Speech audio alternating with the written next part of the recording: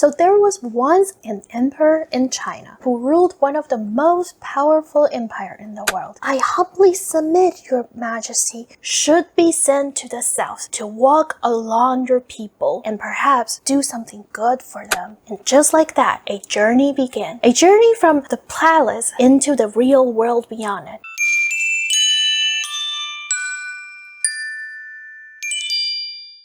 Hi there, Ziola here. Welcome back to my channel. Okay, now imagine this. You're the emperor of the most powerful empire in the world. And one day, one of your own officials basically tells you, Your Majesty, you should probably go live like your people for a while. And somehow, you said yes.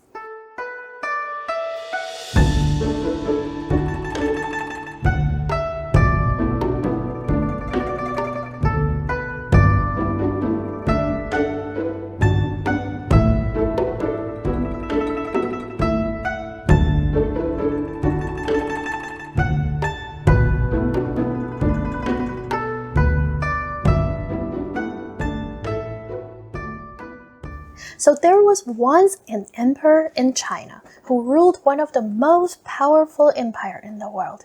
His name was Qianlong Emperor. History remembers him as capable, accomplished, and very brilliant. But if you took a closer look, he was also very, very proud. He admires his grandfather deeply, Kangxi Emperor, a ruler who once traveled across the empire to truly understand his people. But Qianlong didn't quite travel the same way. At the same time, he was building a royal graveyard, and countless graves of the commoners was destroyed. And then one day, a bold official stepped forward into the court and asked him a very simple question. Your Majesty, what is the punishment for disturbing the graves of the dead? The emperor answered without hesitation, Death, of course. Then what about you? And just like that, the emperor froze. For a long moment, he had no answer. And finally he said, Then you tell me, what should my punishment be? Then I humbly submit, your majesty should be sent to the south to walk along your people, to observe their lives and to understand their sufferings, and perhaps do something good for them. And just like that, a journey began. A journey from the palace into the real world beyond it. And this is the story of Qianlong traveling south. It's a story I've been hearing since I was a child. And now, I think it should be my turn to take my own journey to the south, to find the steps of this ancient emperor, and to see a city that has been praised by poets and emperors for centuries.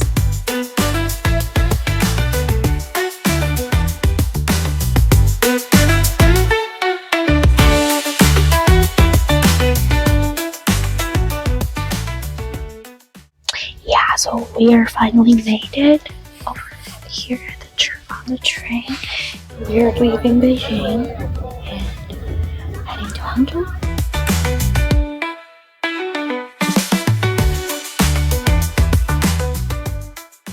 It is said that during his journey to the south, Qianlong Emperor came across two famous dishes, and somehow they eventually made their way onto the ordinary people's table. The first one is called Longjing Shrimp, a famous dish from Hangzhou made with fresh shrimp and Longjing tea, especially in the early spring tea picking around Qingming season. And the story goes like this. So one year during Qingming, the emperor was traveling incognito in the south. On the way, he was caught in the rain and took shelter in the home of a village girl near Longjing tea fields. And she served him freshly brewed tea, and he loved it.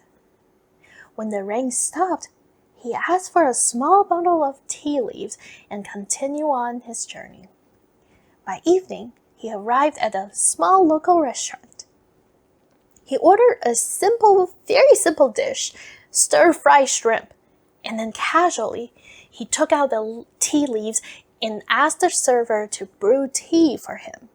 But as he did, the server caught a glimpse of something hidden beneath his plain clothes, a corner of a dragon robe. And startled, he rushed back into the kitchen and told the owner. And the owner panicked, and in chaos, instead of scallions, he accidentally threw the emperor's tea leaves into the wok. There was no time to fix it. So he quickly plated the dish and sent it out. Before even taking a bite, the emperor noticed something, a fragrance unlike anything he had ever smelled before. He picked up a bite and tasted, and his eyes just lit up. What a dish! What a dish! Longjing Shrimp. And from that moment on, the dish became famous. It's so cute. They made these from like the carrots and yeah, different kind of carrots, and I think that one's cucumber. But anyways, so this is the Longjing Shrimp. So it's made out of instead of like saltwater shrimp, they're made out of the river shrimp from just locally. So let's try it.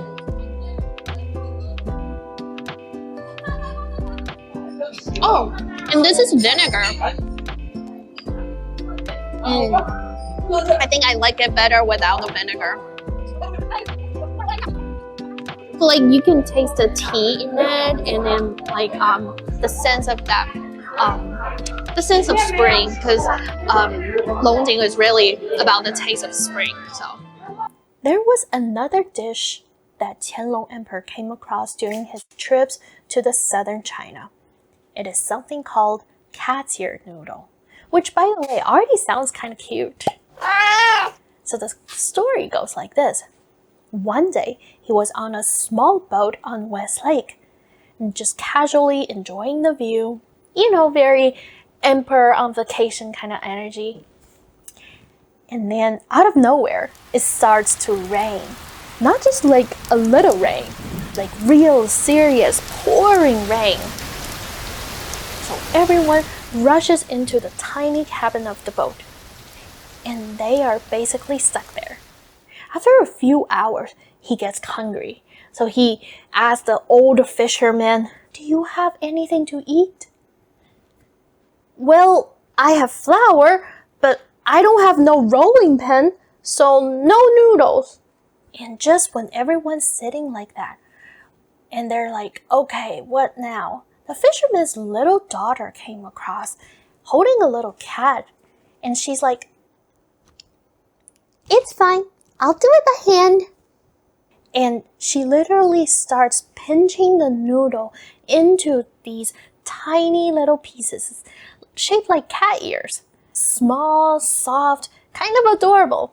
Then she cooks them and adds some simple shrimp and fish sauce and serves them to him. And Qianlong looks at it. This is not what noodles are supposed to look like, but he takes a bite, and he loved it. So he asked her, "What is it called?" And she just casually says, "Cat's ear." And he liked it so much. And when he went back to Beijing, he actually had her came to Beijing and made it again. And that's how the dish supposedly became a Hangzhou classic. Well, as for me, I did see this on my menu. I really wanted to try it, but I was so full. You know, you will see why in the next few episodes about the food in Hangzhou. So this one, I guess I'll save it to our next trip. And actually, speaking of the story we were just telling. The whole idea of Qianlong Emperor was forced to go to the south by the official is more of a legend than reality. In real history, he didn't go to the south because someone pushed him into it. He went because he wanted to inspect his empire, handle political matters, and let's be honest, also enjoy the scenery along the way. And he really did enjoy it. Every time he traveled south, he brought painters with him, carefully documenting all the landscapes he wanted. Later, when he returned to the north, many of the sceneries were recreated, and most famously in places like Summer Palace. So in a way, he didn't just travel south or just travel to Jiangnan. He kind of brought Jiangnan back with him. And as for us, this trip was just started. We walked around West Lake, trying to trace the story of the white snake, and somehow ended up learning a lot about tea from a local farmer. There were so many little moments like that along the way. So yeah, keep following me and you'll see more about this trip. I'm Ziola. I'll see you in the next one.